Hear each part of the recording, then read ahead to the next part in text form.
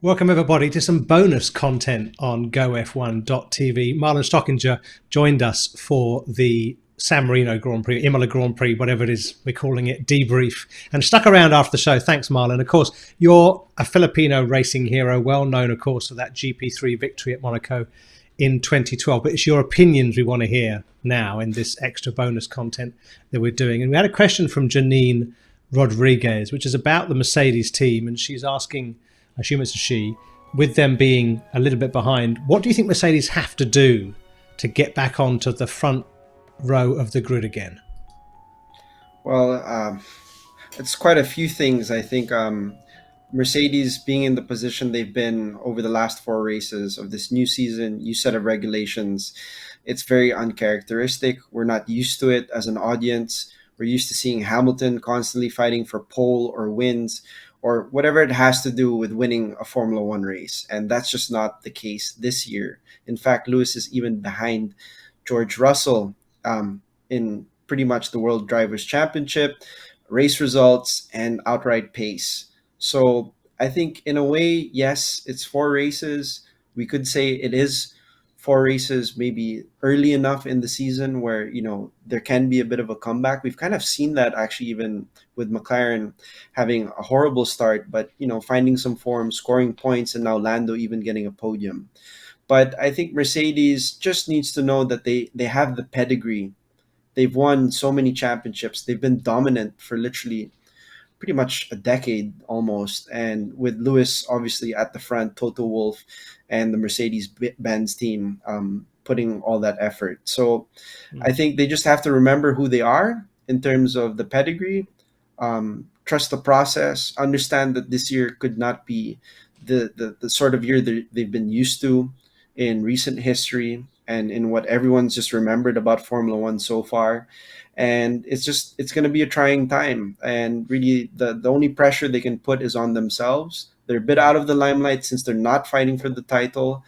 But I think even especially for someone like Lewis Hamilton, now everyone's basically trying to find an excuse of whether, if he was that good. And we all know that Lewis never backs down. He has that literally on the back of his helmet, still we rise, and he's always risen to the occasion throughout his Formula One career. So I think you'd be quite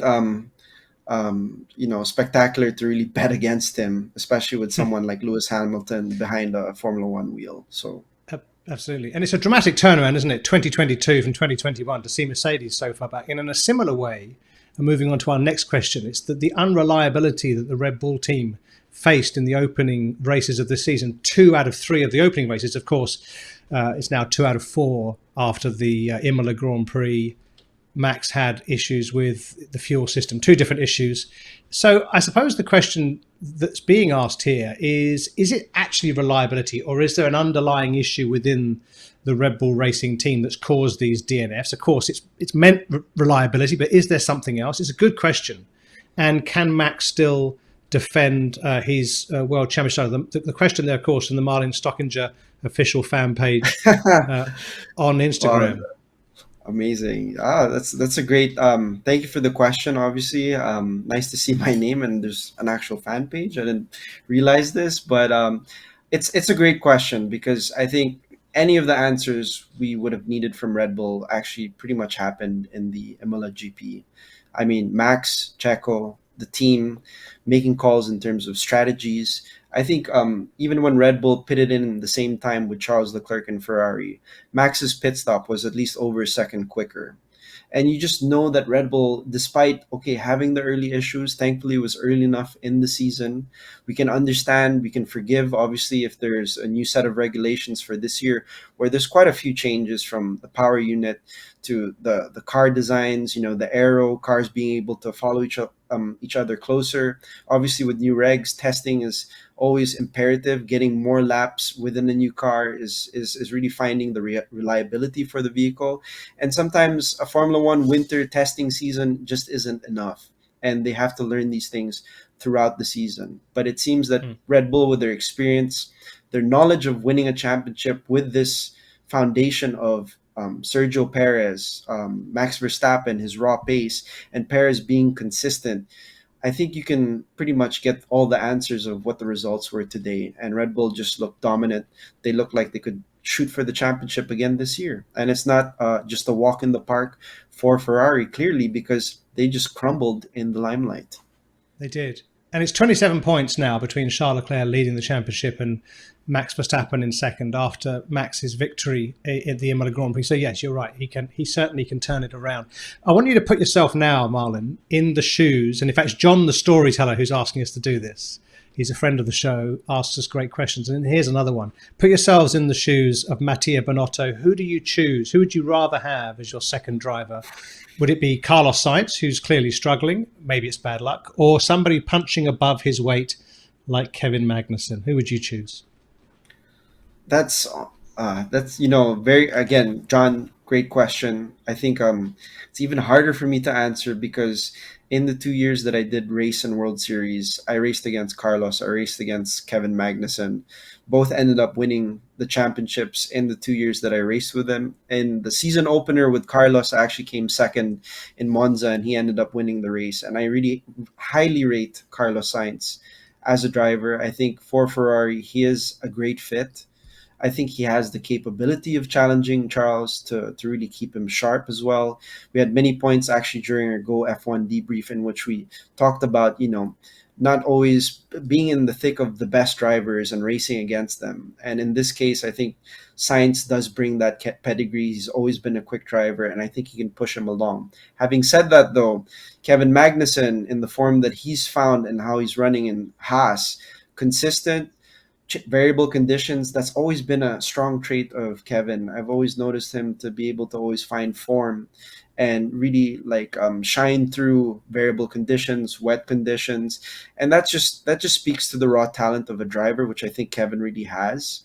In terms of teammates, obviously we saw a lot of clashes between himself and Grosjean, who in wanting to be the number one, knowing that Grosjean was also a massive talent. And we saw a lot of headbutts, a lot of wheel rubbing, which is obviously, racing in F1. But I think it would be a bit more of an issue. Now, whether that's really the case, I mean, we'd really have to see either of them paired up.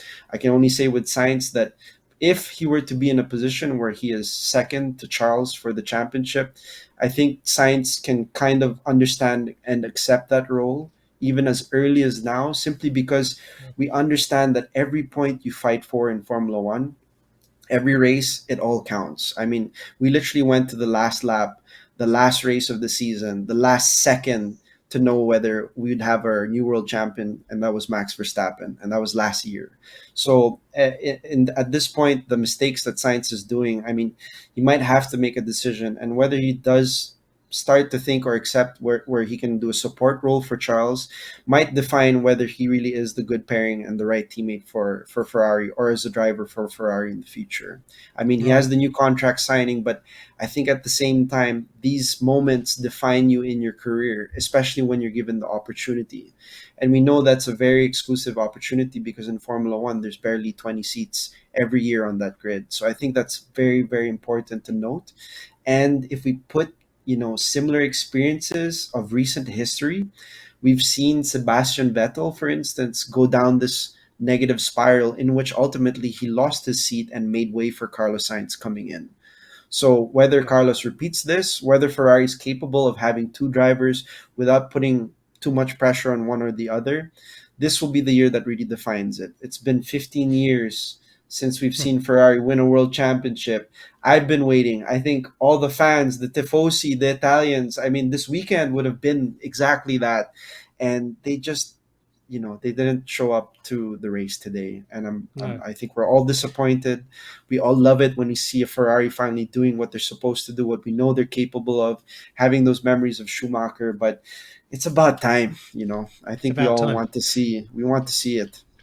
And one of the things about Carlos, of course, is he's only 27 years of age. And whereas I think Sergio Perez at age 34, to your point, has taken that number two driver role very happily. He's delighted to have it, pick up an occasional win. I'm not sure that Carlos is ready yet to accept that he's a number two.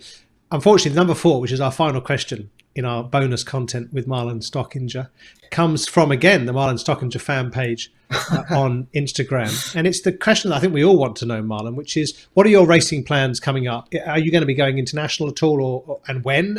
Or only, not only, but are you racing locally as well? Tell us what you're up to.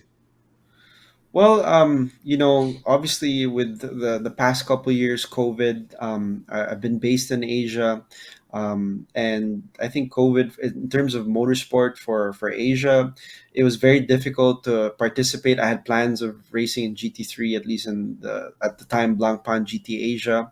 But that all got pretty much scrapped because of the fact that we're not landlocked the same way Europe is in terms of being able to travel a bit easier and have an abundance of racetracks. Asia is a bit more difficult. We have to fly to the circuits. And a lot of the good circuits were in areas that were deeply affected, like China. You have Shanghai track there. You had obviously Japan, potentially Malaysia, obviously with their circuits. So it was difficult to find the seat. I tried to make the most. I'm always pushing to be fast, and I do still have plans of wanting to compete. I think as a racing driver you'll forever have that, and I'm sure Matthew, as a competitor and being a racing driver yourself, it's till the end basically with speed. And I would love to compete. I think that's what makes me a racing driver. If that opportunity arises, I'll definitely take it. I'm always looking for it. I'm always trying to keep sharp, whether it's participating in local races here or just being at the track, trying to help local Philippine motorsport. It's really a passion for me. It's something that I love. And even if it's having tested the Formula One car or simply just going around and experiencing people during a Clubman event, which I actually did just recently this weekend, it's still the best of times. And I'm always feeling very lucky to be at the racetrack, to stay close to Formula One, because I think it's a passion that I can share with a lot of people, and it's a passion I think that a lot of people have in the Philippines, and I think globally in recent times. The modern F1, I think everyone loves it, and it's a great time to be a Formula One fan and get into the sport. A young generation is really coming into it, and I'm really liking what I'm seeing. Absolutely. And they're really liking what they're seeing, Marlon, having you on the GoF1 show today. Ladies and gentlemen, I'm sure that you would join me if you were in the audience, and you could a round of applause. Thank you, Marlon, for staying with us for this bonus content on GoF1.tv. And also, I want to say that for those of you that were watching, if you didn't watch yet the race debrief, the full-length show with, of course, Marlon, but also Alex Yoong, and we had a special guest, Sean Kelly, the stat man. Do take a look at that. It's 45 minutes long. We really got into the detail of the Emilia Grand Prix. That's all we've got time for right now. Many thanks to you, Marlon Stockinger. Many thanks to you, our viewers, our fans, sending in the questions. Keep them coming, and we'll keep producing shows. Take care.